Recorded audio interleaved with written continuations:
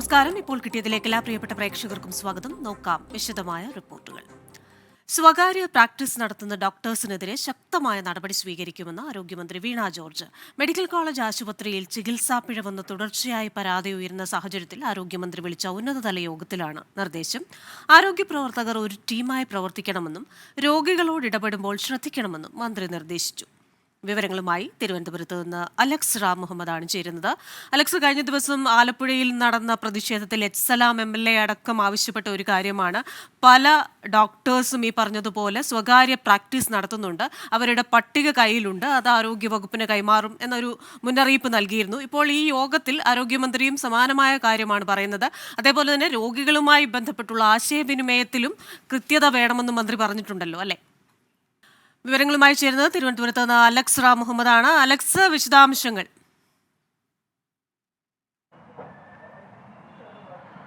Christina, പ്രത്യേകിച്ച് Kozhikode medical college അതുപോലെ Alappuzha medical കോളേജിൽ നിന്നൊക്കെ സമീപകാലമായി ഉയരുന്ന വിവാദങ്ങൾ, വീഴ്ചകൾ, അതായത് ചികിത്സാ പിഴവുമായി ബന്ധപ്പെട്ട വീഴ്ചകളൊക്കെ വലിയ പ്രതിസന്ധിയിലാണ് ആരോഗ്യവകുപ്പ്. നമുക്കറിയാം, കോഴിക്കോട് മെഡിക്കൽ കോളേജിൽ ആവർത്തിച്ച് ചികിത്സാ പിഴവ് ഉണ്ടാകുന്നു എന്ന വിവരം പുറത്തു വരികയാണ്. വലിയ പ്രതിരോധത്തിലാണ് ആരോഗ്യവകുപ്പ്. അത് മാത്രമല്ല, രോഗികളടക്കം സർക്കാർ ആശുപത്രിയിലേക്ക് വരുന്നതിൽ നിന്ന് ഇത് അകറ്റുമോ എന്ന് പോലും ആരോഗ്യവകുപ്പ് വിലയിരുത്തുന്നുണ്ട്, കണക്കുകൂട്ടുന്നുണ്ട്. അതിനെ തുടർന്നാണ് ഈ രണ്ട് മെഡിക്കൽ കോളേജിലെ മേലധികാരികൾ, അത് പ്രിൻസിപ്പൽമാർ, അതുപോലെ വൈസ് പ്രിൻസിപ്പൽമാർ, സൂപ്രണ്ട് അടക്കമുള്ളവരെ ആരോഗ്യമന്ത്രി ഇന്ന് യോഗത്തിന് വിളിച്ചിരുന്നത്. ഉച്ചയ്ക്ക് 12 മണിക്കായിരുന്നു ആ യോഗം. പ്രത്യേകമായിരുന്നു രണ്ട് മെഡിക്കൽ കോളേജ് അധികൃതരെയും മന്ത്രി ഇന്ന് കണ്ടത്. അതിൽ മന്ത്രി പ്രധാനപ്പെട്ട ചില കാര്യങ്ങൾ അവരോട് പറഞ്ഞത് ഇങ്ങനെയാണ്: ഡോക്ടർമാരുടെ ഭാഗത്ത് നിന്ന് ഒരിക്കൽ വീഴ്ച ഉണ്ടാകാൻ പാടില്ല, അതീവ ശ്രദ്ധ വേണം, ജാഗ്രതയോടെ ഇടപെടണമെന്നാണ് മന്ത്രി അവർക്ക് മുന്നറിയിപ്പ് നൽകിയത്. എല്ലാ കാര്യങ്ങളും ശ്രദ്ധിച്ച് കൈകാര്യം ചെയ്യണം എന്ന് മെഡിക്കൽ കോളേജ് ഉദ്യോഗസ്ഥരുമായി നടത്തിയ ചർച്ചയിൽ ഇന്ന് മന്ത്രി വ്യക്തമാക്കി. ഒരു ടീമായി പ്രവർത്തിക്കണം എന്നുള്ളതാണ് മന്ത്രി അവരോട് പറഞ്ഞത്. അത് മാത്രമല്ല, ആലപ്പുഴ മെഡിക്കൽ കോളേജിൽ നിന്ന് ഉയർന്ന പ്രധാനപ്പെട്ട വിഷയങ്ങളിലൊന്ന്, നേരത്തെ ഒരു വയോധിക മരിച്ചതുമായി ബന്ധപ്പെട്ട ചികിത്സാ പിഴവ് ആരോപണം ആ മെഡിക്കൽ കോളേജിൽ നിലനിൽക്കുന്നുണ്ട്. മറ്റൊരു പ്രധാനപ്പെട്ട കാര്യം, സ്വകാര്യ പ്രാക്ടീസിംഗുമായി ബന്ധപ്പെട്ട് വലിയ ആരോപണ നിഴലിലാണ് ആലപ്പുഴ മെഡിക്കൽ കോളേജ്.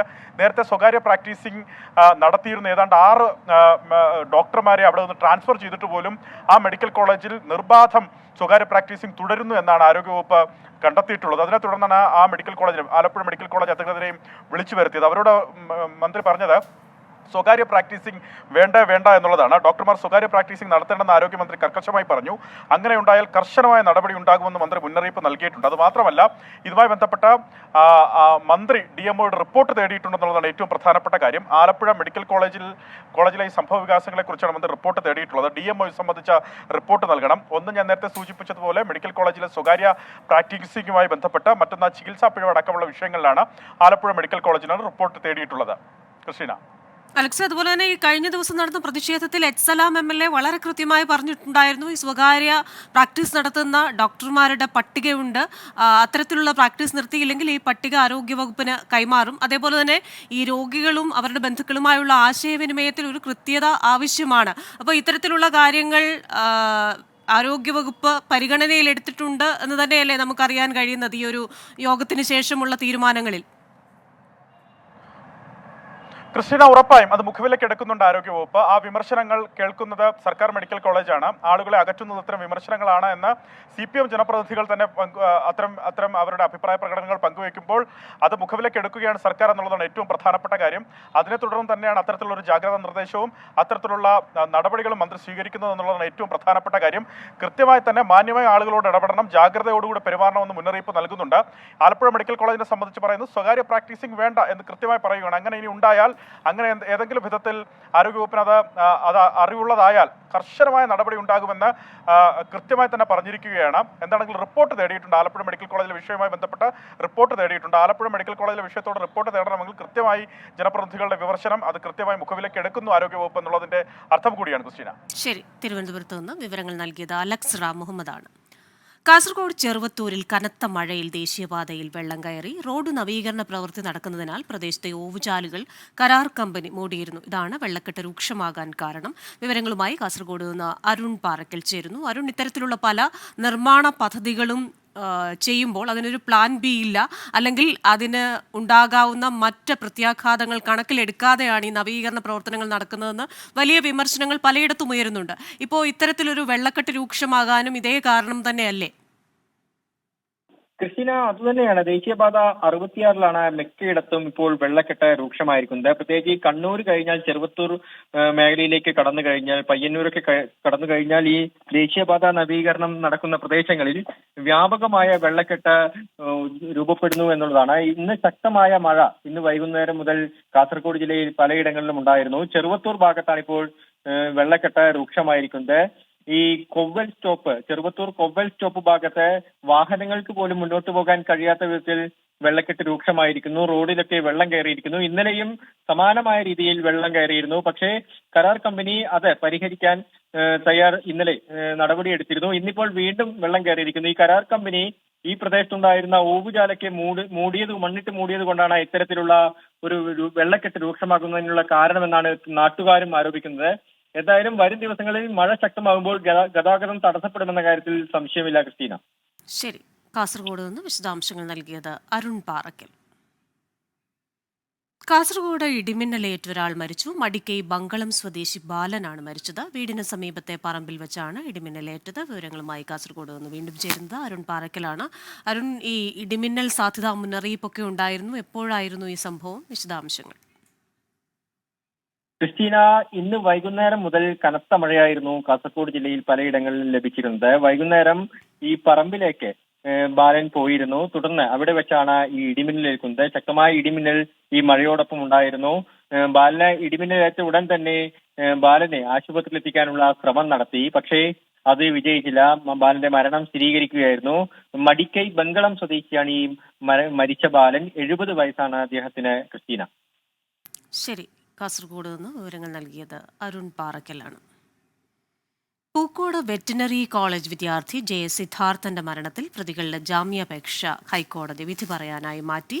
വിവരങ്ങളുമായി ശ്രീകാന്ത് ചേരുകയാണ് കൊച്ചിയിൽ നിന്ന്. ശ്രീകാന്ത്, ഇതിൽ കേസ് ഡയറി ഹാജരാക്കാൻ CBIക്ക് കോടതി നിർദ്ദേശം നൽകിയിട്ടുണ്ടല്ലോ.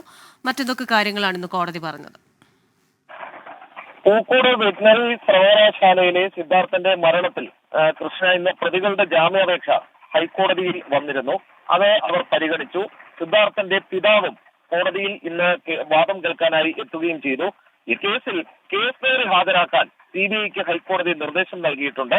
പ്രതികളുടെ ജാമ്യാപേക്ഷ തുടർന്ന് ഹൈക്കോടതി വിധി പറയാനായി മാറ്റുകയും ചെയ്തു. അതേസമയം സിദ്ധാർത്ഥന്റെ പിതാവ് പ്രതികരിക്കുകയും ചെയ്തു. അദ്ദേഹം പറഞ്ഞത് പ്രതികൾക്ക് ജാമ്യം ലഭിക്കരുത് എന്നാണ് കുടുംബത്തിന്റെ ആഗ്രഹം. ജാമ്യം ലഭിച്ചാൽ പ്രതികൾ തെളിവ് നശിപ്പിക്കാൻ സാധ്യതയുണ്ട്. നിലവിലെ CBI അന്വേഷണത്തിൽ തൃപ്തനാണെന്നും അദ്ദേഹം വ്യക്തമാക്കുകയും ചെയ്തിട്ടുണ്ട്. കൃഷ്ണ. ശരി, കൊച്ചിയിൽ നിന്ന് ശ്രീകാന്താണ് വിശദാംശങ്ങൾ നൽകിയത്.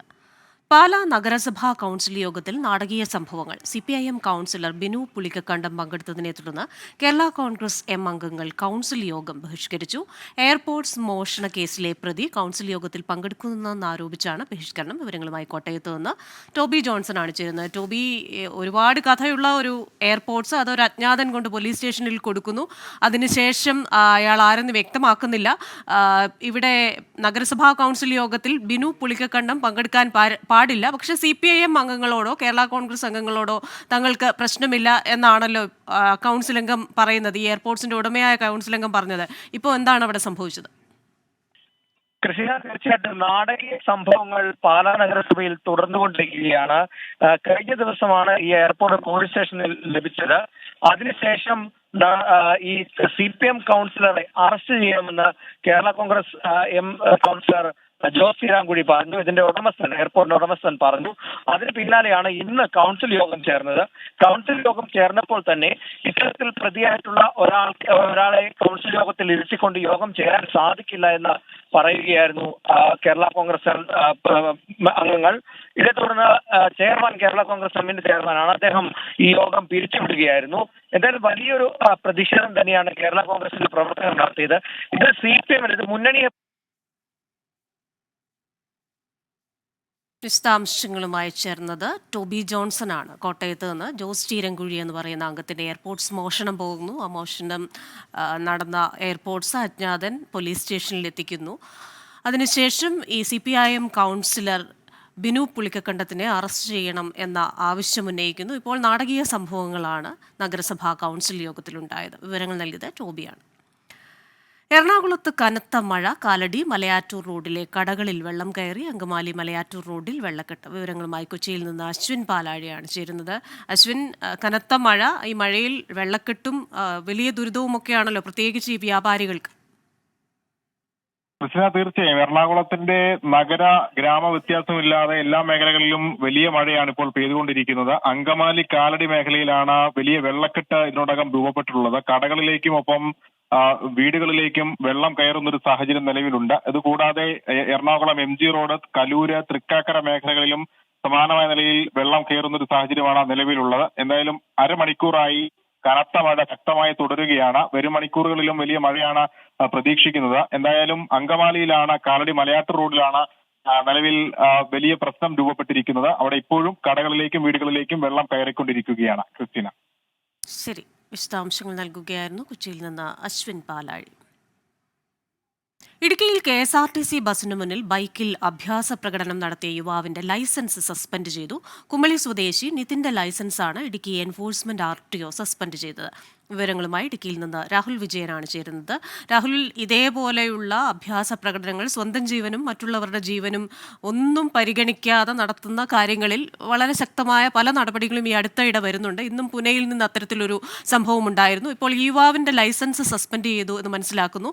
എന്ത് നടപടികളാണ് ഇടുക്കി എൻഫോഴ്സ്മെന്റ് RTO എടുത്തിരിക്കുന്നത്? ഇടുക്കിയിൽ KSRTC ബസിനു മുന്നിൽ ബൈക്കിൽ അഭ്യാസ പ്രകടനം നടത്തിയ യുവാവിന്റെ ലൈസൻസ് സസ്പെൻഡ് ചെയ്തു. വിശദാംശങ്ങളുമായി ചേരുന്നത് രാഹുൽ വിജയനാണ് ഇടുക്കിയിൽ നിന്ന്. രാഹുൽ, ഇത്തരത്തിലുള്ള കാര്യങ്ങളിൽ കർശനമായ നടപടികളാണ് ഈ മോട്ടോർ വാഹന വകുപ്പും എൻഫോഴ്സ്മെന്റ് RTOയും ഒക്കെ എടുക്കുന്നത്. ഈ കാര്യത്തിലും എന്തിനായിരുന്നു ഇതിന്റെ പ്രകോപനം? ഈ KSRTC ബസിന്റെ മുമ്പിൽ നടത്തിയ അഭ്യാസ പ്രകടനം ഇപ്പോൾ ലൈസൻസ് റദ്ദാക്കുന്നു. കൃഷ്ണ, ഈ മാസം 7-ാം തീയതിയാണ് ഈ സംഭവം നടക്കുന്നത്. ഈ ബൈക്കുകാരനെ ഓവർടേക്ക് ചെയ്തു KSRTC എന്നതിന്റെ പേരിലാണ് KSRTCയെ വീണ്ടും അതിന്റെ മുൻപിൽ കയറിയതിനു ശേഷം മുൻപോട്ട് പോകാൻ അനുവദിക്കാതെ വളരെ സാവധാനം പോവുകയും കൈകൊണ്ട് മോശമായിട്ടുള്ള ആംഗ്യങ്ങൾ കാണിക്കുകയും അതിനുശേഷം വണ്ടി നിർത്തി അസഭ്യം പറയുകയും കൈകാര്യം ചെയ്യാൻ ശ്രമിക്കുകയും ചെയ്തത്. ബസ് ഡ്രൈവറെയും കണ്ടക്ടറെയും. ഈ വാഹനം പതുക്കെ പോകുന്നതിനിടയിൽ ബ്രേക്ക് ചവിട്ടിയപ്പോൾ ഈ ബസ്സിന് അകത്തുണ്ടായിരുന്ന യാത്രക്കാർക്ക് പരിക്കേൽക്കുന്ന സ്ഥിതിവിശേഷം പോലും ഉണ്ടായിരുന്നു. പിന്നീടാണ് ഇത് പരാതിയാവുകയും അതിലൊരു നടപടിയിലേക്ക് എന്തായാലും എൻഫോഴ്സ്മെന്റ് RTO പോവുകയും ചെയ്തിരിക്കുന്നത്. ഈ നിതിനെ വിളിച്ച് വരുത്തുകയും കാര്യങ്ങൾ ചോദിക്കുകയും 2 ഹിയറിംഗ് ഉൾപ്പെടെ നടത്തിയതിനു ശേഷം ലൈസൻസ് സസ്പെൻഡ് ചെയ്യുന്ന നടപടിയിലേക്ക് കടക്കുകയായിരുന്നു. ശരി, രാഹുൽ വിജയനാണ് ഇടുക്കിയിൽ നിന്ന് വിശദാംശങ്ങൾ നൽകിയത്. കോൺഗ്രസിനെ കേഡർ സംവിധാനത്തിലാക്കുമെന്ന് KPCC അധ്യക്ഷൻ K സുധാകരൻ. അധ്യക്ഷ സ്ഥാനത്ത് തുടരാൻ വിലപേശൽ നടത്തിയിട്ടില്ല. 9.5 വയസ്സു മുതൽ CPIM തന്നെ ലക്ഷ്യമിടുന്നുണ്ടെന്നും K സുധാകരൻ 24നോട് പറഞ്ഞു. ഒരു സംഘടന, ഒരു പാർട്ടിയുടെ അകത്ത് ഒരു പാർട്ടി ഒരു തീരുമാനമെടുത്താൽ പറയുന്ന ദിവസം കൊണ്ട് തീർക്കണമെന്നൊന്നുമില്ല, തീർക്കാൻ പറ്റണമെന്നൊന്നുമില്ല. അതൊരു സംഘടനാ പ്രവർത്തന ശൈലിയെക്കുറിച്ച് സംസാരിക്കുമ്പോൾ പറഞ്ഞതാണ്. അത് ഇപ്പോഴും പെൻഡിങ് ആണ്. അത് ഇപ്പോഴും തുടങ്ങാൻ പോകുന്നുണ്ട്. അത് ഞങ്ങൾ ചെയ്തോളൂ. പാർട്ടി അനുവദിച്ചാൽ തുടരും. ഞാനല്ലല്ലോ അതും തീരുമാനിക്കേണ്ടയാള്. അതെൻ്റെ പാർട്ടിയുടെ കേന്ദ്ര നേതൃത്വം തീരുമാനിക്കേണ്ടത്. അവരെന്ത് പറയുന്നു അത് അനുസരിച്ച് ഞാൻ മുൻപോട്ട് പോകും. ഈ 3 വർഷത്തെ അതിനൊന്നും ബാർഗൈൻ ചെയ്യാൻ പോലും ഞാൻ പോകില്ല. വിവരങ്ങളുമായി രാധാകൃഷ്ണനാണ് ഡൽഹിയിൽ നിന്ന് ചേരുന്നത്. ആർക്കെ, മുൻപും പലതവണ ഈ കോൺഗ്രസിനെ ഒരു കേഡർ സംവിധാനമുള്ള, കൂടുതൽ അച്ചടക്കമുള്ള ഒരു പാർട്ടി, ആഭ്യന്തര ജനാധിപത്യമൊക്കെ കൂടുതൽ ഉള്ള ഒരു പാർട്ടിയാക്കി മാറ്റണമെന്ന തരത്തിൽ K സുധാകരൻ പറഞ്ഞിട്ടുണ്ട്. ഇപ്പോൾ വീണ്ടും അത് അടിവരയിട്ട് പറയുകയാണ്. അതേപോലെ തന്നെ CPIM-നെതിരെ വലിയ വിമർശനവും ഉന്നയിച്ചിട്ടുണ്ടല്ലോ. തീർച്ചയായിട്ടുമാണ് കൃത്യം സൂചിപ്പിച്ചതുപോലെ K സുധാകരൻ അദ്ദേഹത്തിന്റെ നിലപാട് വ്യക്തമാക്കുകയാണ്. അതിൽ അദ്ദേഹം ചൂണ്ടിക്കാട്ടുന്ന കാര്യം, ഏതെങ്കിലും വിധത്തിലുള്ള ഒരു അക്രമ പ്രവർത്തനവുമായി ബന്ധപ്പെട്ട് തന്റെ പേര് രേഖപ്പെടുത്തപ്പെട്ടിട്ടുള്ളത് CPM-ന്റെ താല്പര്യത്തിന്റെ അടിസ്ഥാനത്തിലാണ്. CPM-ന്റെ രാഷ്ട്രീയ നേട്ടങ്ങളാണ് തന്റെ പേര് ഈ പ്രതിസ്ഥാനത്ത് ഉൾപ്പെടുത്തുക വഴി അവർ നേടിയിട്ടുള്ളത്. ഏതെങ്കിലും വിധത്തിൽ ഒരു അക്രമ പ്രവർത്തനങ്ങളുടെ ഭാഗമായിരുന്നില്ല താൻ. കോൺഗ്രസിനെ ഇല്ലാതാക്കുക, കണ്ണൂരിൽ കോൺഗ്രസിനെ ഇല്ലാതാക്കുക, ഇതായിരുന്നു തന്നെ പ്രതികൂട്ടിൽ നിർത്തുക വഴി ലക്ഷ്യമിട്ടിട്ടുള്ളത്. അത് ഈ കോടതി വ്യക്തമാക്കുക കൂടി ചെയ്തിരിക്കുന്നു. ഏതെങ്കിലും വിധത്തിൽ കോൺഗ്രസ് അധ്യക്ഷൻ എന്ന രീതിയിൽ പ്രവർത്തിച്ച തന്റെ 3 വർഷത്തെ പ്രവർത്തന കാലയളവ് അത് മെച്ചമല്ലാത്തതാണ് എന്ന് പറയാൻ സാധിക്കില്ല. കോൺഗ്രസിനെ കേഡർ സംവിധാനമാക്കാനുള്ള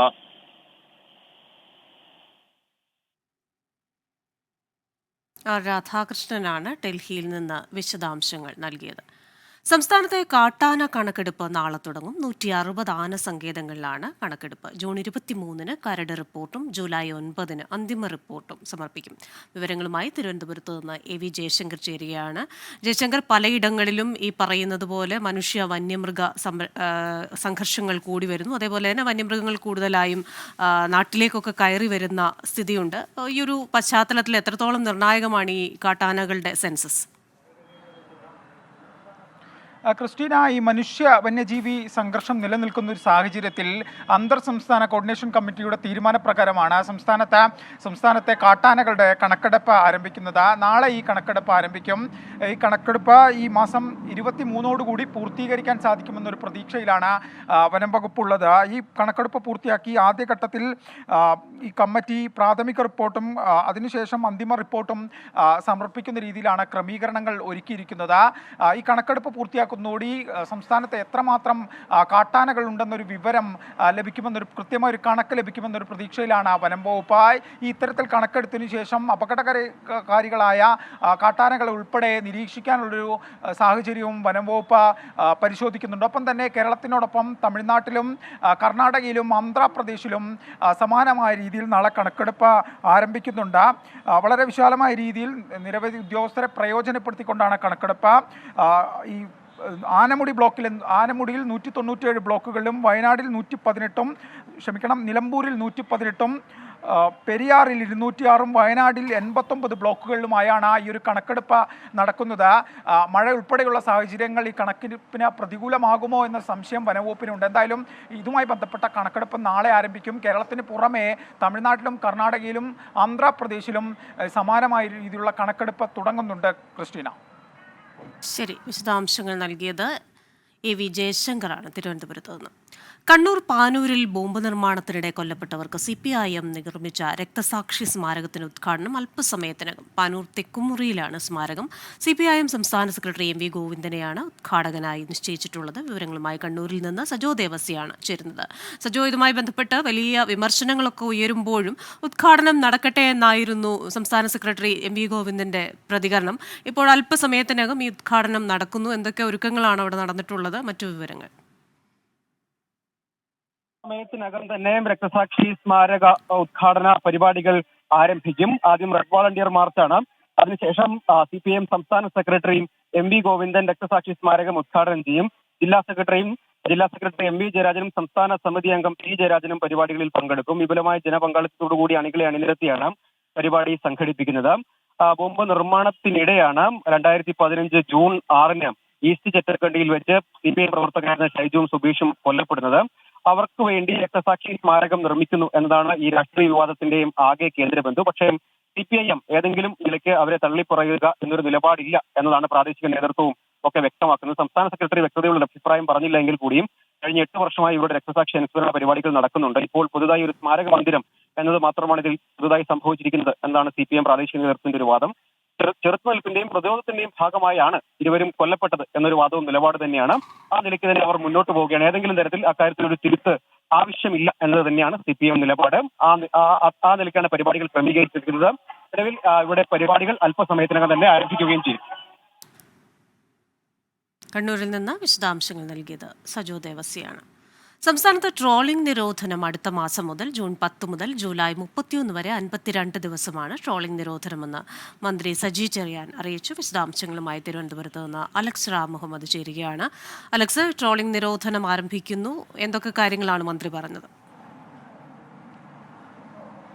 ക്രിസ്റ്റീന, ഈ വർഷത്തെ ട്രോളിംഗ് നിരോധനം ആരംഭിക്കുകയാണ്. സംസ്ഥാനത്ത് ഈ വർഷത്തെ ട്രോളിംഗ് നിരോധനം ജൂൺ 9-ന് അർദ്ധരാത്രി 12 മണി മുതൽ ജൂലൈ 31 അർദ്ധരാത്രി 12 മണി വരെ 52 ദിവസമായിരിക്കും ട്രോളിംഗ് നിരോധനമെന്ന് ഫിഷറീസ് വകുപ്പ് മന്ത്രി സജി ചെറിയാൻ ഇന്ന് അറിയിക്കുന്നു. അദ്ദേഹത്തിന്റെ അധ്യക്ഷതയിൽ ചേർന്ന യോഗത്തിലാണ് ഈ കാര്യം ട്രോളിംഗ് നിരോധനവുമായി ബന്ധപ്പെട്ട കാര്യം തീരുമാനിച്ചത്. മത്സ്യമേഖലയിലെ വിവിധ ട്രേഡ് യൂണിയൻ നേതാക്കന്മാർ, ജില്ലാ കളക്ടർമാർ, ജില്ലാ പോലീസ് സൂപ്രണ്ടുമാർ, കോസ്റ്റൽ പോലീസ് മേധാവികൾ തുടങ്ങി വിവിധ ഉദ്യോഗസ്ഥർ, സിവിൽ സപ്ലൈസ് ഉദ്യോഗസ്ഥർ അടക്കം നിരവധി ഉദ്യോഗസ്ഥർ പങ്കെടുത്ത യോഗത്തിലാണ് ഈ തീരുമാനം എടുത്തിട്ടുള്ളത്. ട്രോളിംഗ് നിരോധന കാലയളവിൽ ട്രോളിംഗ് ബോട്ടിൽ തൊഴിലെടുക്കുന്ന മത്സ്യത്തൊഴിലാളികൾക്കും അവയെ ആശ്രയിച്ച് ഉപജീവനം കണ്ടെത്തുന്ന അനുബന്ധ തൊഴിലാളികൾക്കും അനുവദിക്കുന്ന സൗജന്യ റേഷൻ വിതരണം ഊർജിതമാക്കുമെന്ന് ഫിഷറീസ് മന്ത്രി യോഗത്തിൽ ഉറപ്പു നൽകിയിട്ടുണ്ട്.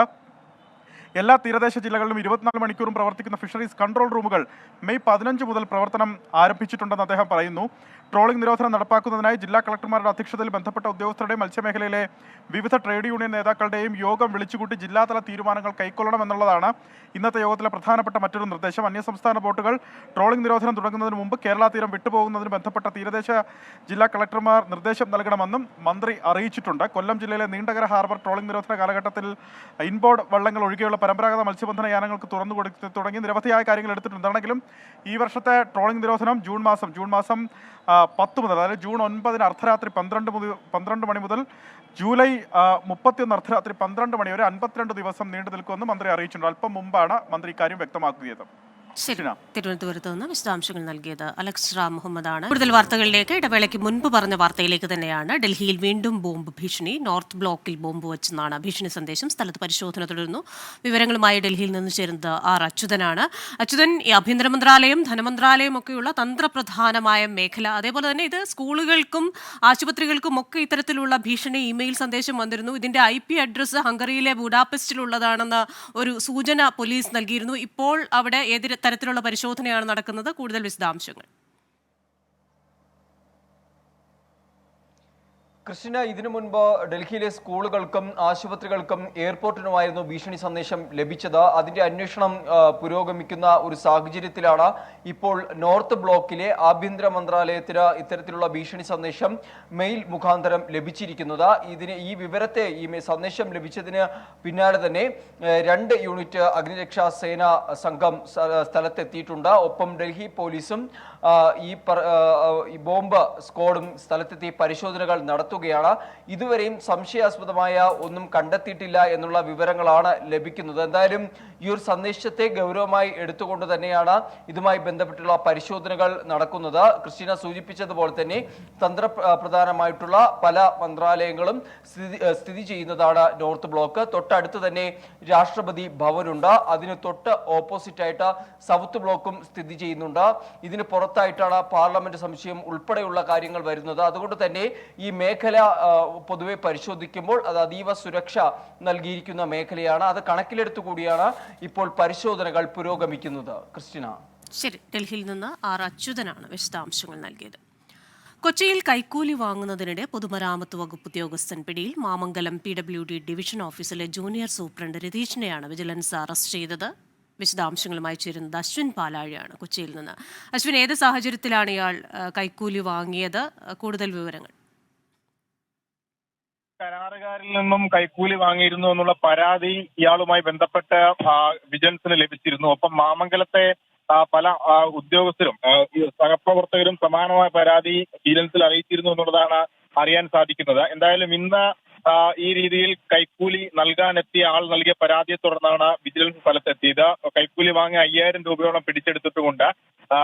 എന്തായാലും അല്പസമയത്തിനുള്ളിൽ തന്നെ ഈ പിടിയിലായ ഉദ്യോഗസ്ഥൻ ജൂനിയർ സൂപ്രണ്ട് രതീഷിനെ മൂവാറ്റുപുഴ വിജിലൻസ് കോടതിയിൽ ഹാജരാക്കുമെന്നാണ് അറിയാൻ കഴിയുന്നത്. ക്രിസ്റ്റീന. ശരി, വിശദാംശങ്ങൾ നൽകുകയായിരുന്നു അശ്വിൻ പാലാഴി കൊച്ചിയിൽ നിന്ന്. സംസ്ഥാനത്ത് IAS തലപ്പത്ത് അഴിച്ചുപണി. Rajan Khobragade ആരോഗ്യവകുപ്പിൽ മടങ്ങിയെത്തും. KSRTC CMD Biju Prabhakar KSCB ചെയർമാനാകും. K വാസുകിക്ക് നോർക്കയുടെ അധിക ചുമതലയും നൽകി. വിവരങ്ങളുമായി തിരുവനന്തപുരത്ത് നിന്ന് ചേരുന്നത് ഷഫീദ് റാവുത്തറാണ്. ഷഫീദ്, പുനഃക്രമീകരണത്തിൽ വന്നിരിക്കുന്ന മാറ്റങ്ങൾ എന്തൊക്കെയാണ്? ക്രിസ്റ്റീന, വളരെ സുപ്രധാനമായിട്ടുള്ള നീക്കത്തിലേക്ക്, അഴിച്ചുപണിയിലേക്കാണ് ഇപ്പോൾ സംസ്ഥാന സർക്കാർ കടന്നിരിക്കുന്നുള്ള കാര്യത്തിൽ തർക്കമില്ല. കാരണം ഈ ആരോഗ്യവകുപ്പ്, പ്രത്യേകിച്ച് ആശുപത്രികളിലെ വീഴ്ച അടക്കമുള്ള കാര്യങ്ങൾ വലിയ തരത്തിൽ ചർച്ചയായപ്പോൾ പരിചയസമ്പന്നരായ ആളെ ആരോഗ്യവകുപ്പിന്റെ തലപ്പത്തേക്ക് കൊണ്ടുവരണമെന്ന് പലതരത്തിലുള്ള ആവശ്യങ്ങൾ ഉയർന്നിരുന്നു. അങ്ങനെയായിരിക്കാം ഒരുപക്ഷെ ഈ തീരുമാനത്തിലേക്ക് സർക്കാർ കടന്നതെന്നുള്ള ഏറ്റവും ശ്രദ്ധേയമായിട്ടുള്ള കാര്യം. രാജൻ ഖോബ്രഗഡെ വീണ്ടും ആരോഗ്യവകുപ്പിലേക്ക് മടങ്ങിയെത്തുന്നു എന്നുള്ളതാണ് ഇതിലെ സുപ്രധാനമായ മാറ്റം. കോവിഡ് നിപ്പ സമയത്ത് ആരോഗ്യവകുപ്പിനെ നയിച്ച് പരിചയമുള്ള ആളാണ് രാജൻ ഖോബ്രഗഡെ. അദ്ദേഹം വീണ്ടും ആരോഗ്യവകുപ്പിലേക്ക് തിരിച്ചു വരുന്നതാണ് ഏറ്റവും സുപ്രധാനമായിട്ടുള്ള കാര്യം. അദ്ദേഹം നേരത്തെ KSCB ചെയർമാനായിരുന്നു. KSCB ചെയർമാൻ സ്ഥാനത്ത് നിന്നാണ് ആരോഗ്യവകുപ്പ് അഡീഷണൽ ചീഫ് സെക്രട്ടറിയുടെ ചുമതലയിലേക്ക് അദ്ദേഹത്തെ മാറ്റി നിയമിച്ചുകൊണ്ട് ഇപ്പോൾ സർക്കാർ തീരുമാനമെടുത്തിരിക്കുന്നത്. അതേസമയം ആരോഗ്യവകുപ്പ് ചുമതലയുണ്ടായിരുന്ന മുഹമ്മദ് ഹനീഷിനെ അദ്ദേഹത്തെ ഈ വ്യവസായ വകുപ്പിലേക്ക് മാറ്റി നിയമിച്ചു എന്നുള്ളതും ഏറ്റവും പ്രധാനപ്പെട്ട ഒരു മാറ്റമാണ്. വ്യവസായ വകുപ്പ് പ്രിൻസിപ്പൽ സെക്രട്ടറി ആയിട്ടാണ് അദ്ദേഹത്തെ മാറ്റി നിയമിച്ചിട്ടുള്ളത്. ഒഴിവ് വന്ന KSCB ചെയർമാൻ സ്ഥാനത്തേക്ക് ബിജു പ്രഭാകരൻ, നേരത്തെ KSRTC CMD ചുമതലയിൽ നിന്നും വ്യവസായ വകുപ്പിലേക്ക് മാറിയ ബിജു പ്രഭാകരനെ KSCB ചെയർമാനായും നിയമിച്ചിട്ടുണ്ട്. നോർക്കയുടെ അധിക ചുമതല വാസുകിക്ക് നൽകി എന്നുള്ളതും ഒരു മാറ്റമായി നമുക്ക് കണക്കാക്കാൻ കഴിയും. പക്ഷേ ഏറ്റവും പ്രധാനപ്പെട്ട മാറ്റം അത് ആരോഗ്യവകുപ്പിൽ തന്നെയാണ്. ആരോഗ്യവകുപ്പിലെ ഏറെ നാളത്തെ ആവശ്യമായിരുന്നു ഒരു വിഭാഗത്തിന്റെ ആവശ്യമായിരുന്നു രാജൻ കൊബ്രഗഡയെ തിരികെ കൊണ്ടുവരണമെന്ന്. സ്വാഭാവികമായും ആ തീരുമാനത്തിലേക്ക് സർക്കാർ ഇപ്പോൾ കടന്നിരിക്കുന്നു. സംസ്ഥാനത്തെ IAS തലപ്പത്തിലെ അഴിച്ചുപണിയെ പറ്റിയുള്ള വിശദാംശങ്ങൾ നൽകുകയായിരുന്നു ഷഫീദ് റാവുത്തർ തിരുവനന്തപുരത്ത് നിന്ന്. മുതിർന്ന മുഷാവറ അംഗം ഡോക്ടർ ബഹാവുദ്ദീൻ മുഹമ്മദ് നദ്വിക്ക് സമസ്ത കാരണം കാണിക്കൽ നോട്ടീസ് അയച്ചു. സമസ്ത നേതാക്കൾക്കും സുപ്രഭാതം പത്രത്തിനുമെതിരെയുള്ള പ്രസ്താവനയിലാണ് നടപടി. അതായത് നമ്മളിപ്പോ ഒരു സ്വകാര്യ ചാനലിൽ ഗൾഫ് സുപ്രഭാതത്തിന്റെ ലോഞ്ചിങ്ങുമായി ബന്ധപ്പെട്ട് ഇപ്പോൾ പ്രസ്താവന നടത്തിയല്ലോ, അത് സംബന്ധമായിട്ട് അദ്ദേഹത്തോട് വിശദീകരണം തേടിയാണ്. 2 ദിവസത്തിനകം രേഖാമൂലം മറുപടി ഇറങ്ങുന്നതാണ്. സമസ്തയുടെ നിലപാടുകൾക്കും അതോടൊപ്പം തന്നെ സമസ്ത നേതൃത്വത്തിനെ സംബന്ധിച്ചുള്ള ഇതാണല്ലോ മൂപ്പര് പറഞ്ഞത്. അപ്പൊ അതിനാണ് അദ്ദേഹത്തോട് അതിന്റെ വിശദീകരണം തേടിയത്. സമസ്തയിൽ ചിലർ ഇടതുപക്ഷവുമായി അടുക്കാൻ ശ്രമിക്കുന്നുവെന്നും സുപ്രഭാതം പത്രത്തിന് നയംമാറ്റമുണ്ടായി എന്നുമായിരുന്നു ഡോക്ടർ ബഹാവുദ്ദീൻ മുഹമ്മദ് നദ്വിയുടെ വിമർശനം. വിവരങ്ങളുമായി മലപ്പുറത്തു നിന്ന് സമീർ ബിൻ കരീം ചേരുകയാണ്. സമീർ, ഇത്തരത്തിലൊരു നടപടി വരുന്നു, വിശദാംശങ്ങൾ. ക്രിസ്റ്റീന, ഇന്നു രാവിലെയാണ് സുപ്രഭാതം ചീഫ് എഡിറ്ററും ഒപ്പം തന്നെ സമസ്ത കേന്ദ്ര മുഷാവറ അംഗം കൂടിയായിട്ടുള്ള ഡോക്ടർ ബഹാവുദ്ദീൻ നദ്വി ഒരു പ്രസ്താവന നടത്തിയത്. അദ്ദേഹം പറഞ്ഞത് സമസ്തയിലെ ചിലർ ഇടതുപക്ഷവുമായി അടുക്കാൻ ശ്രമിക്കുന്നു, അതോടൊപ്പം തന്നെ സമസ്തയുടെ മുഖപത്രമായ സുപ്രഭാതത്തിന് നയംമാറ്റം സംഭവിച്ചു എന്നുള്ളതുമായിരുന്നു. ഇത് വലിയ ചർച്ചയാകുന്ന ഒരു സാഹചര്യം ഉണ്ടായി. അതിന് പിന്നാലെയാണ് സമസ്ത നേതൃത്വം നോട്ടീസ് അയച്ചിരിക്കുന്നത്. സമസ്തയുടെ വിലയിരുത്തൽ എന്ന് പറയുന്നത് ഈ ബഹാവുദ്ദീൻ നദ്വിയുടെ പ്രസ്താവന സമസ്തയുടെ നയങ്ങൾക്ക് വിരുദ്ധമാണ് എന്നുള്ളതാണ്. ഈ പശ്ചാത്തലത്തിൽ അദ്ദേഹത്തിന് നോട്ടീസ് നൽകിയിരിക്കുകയാണ്. 48 മണിക്കൂറിനകം മറുപടി നൽകണമെന്നുള്ളതാണ് നോട്ടീസിൽ ആവശ്യപ്പെട്ടിരിക്കുന്നത് എന്നുള്ളതാണ് നമുക്ക് മനസ്സിലാക്കാൻ കഴിയുന്നത്. ഉടൻ തന്നെ അദ്ദേഹം മറുപടി നൽകുമെന്നുള്ള പ്രതീക്ഷിക്കുന്നുണ്ട്. ഏതായാലും ഈ സമസ്തയിലെ മുതിർന്ന നേതാവിന് എതിരെയുള്ള നോട്ടീസ് നൽകി നേരെ ചർച്ചയാവുകയാണ്. പ്രത്യേകിച്ച് സമസ്ത ഒരു മുഷാവറ യോഗം പോലും ചേരുന്നതിന് മുന്നേ തന്നെ അടിയന്തരം ഇടപെടൽ നടത്തി ഒരു നോട്ടീസ് നൽകിയത് എന്നുള്ളതാണ് ഏറെ പ്രധാനപ്പെട്ടതായിട്ടുള്ള കാര്യം. ഏതായാലും നിലവിൽ ഇത് വലിയ ചർച്ചയാവുന്നുണ്ട്. അതോടൊപ്പം തന്നെ സമസ്തയിൽ ഇതുമായി ബന്ധപ്പെട്ട ഭിന്നത രൂപപ്പെട്ടിരിക്കുകയാണ്. പ്രത്യേകിച്ച് ഇടതുപക്ഷത്തെ അനുകൂലിക്കുന്ന ഒരു വിഭാഗം ബഹാവുദ്ദീൻ നദ്വിക്കെതിരെ രംഗത്ത് വരുന്ന ഒരു സാഹചര്യമുണ്ട്. എന്നാൽ ഈ മുസ്ലിം ലീഗ് അനുകൂലിക്കുന്ന ഒരു വിഭാഗം നദ്വിയെ രംഗത്ത് അനുകൂലിക്കുന്ന ഒരു സാഹചര്യം നിലവിലുണ്ട്. ഏതായാലും വരും ദിവസങ്ങളിലും അതോടൊപ്പം തന്നെ അടുത്ത മുഷാവറ യോഗത്തിലും വിഷയം ചർച്ചയാക്കാനാണ് നീക്കം. ക്രിസ്റ്റീന, ശരി, വിശദാംശങ്ങൾ നൽകിയത് സമീർ ബിൻ കരീമാണ് മലപ്പുറത്ത് നിന്ന്. ഇനി ഇപ്പോഴത്തെ കാലാവസ്ഥ. ഇപ്പോഴത്തെ കാലാവസ്ഥ സമർപ്പിക്കുന്നത് Berger paints 100 years of trust.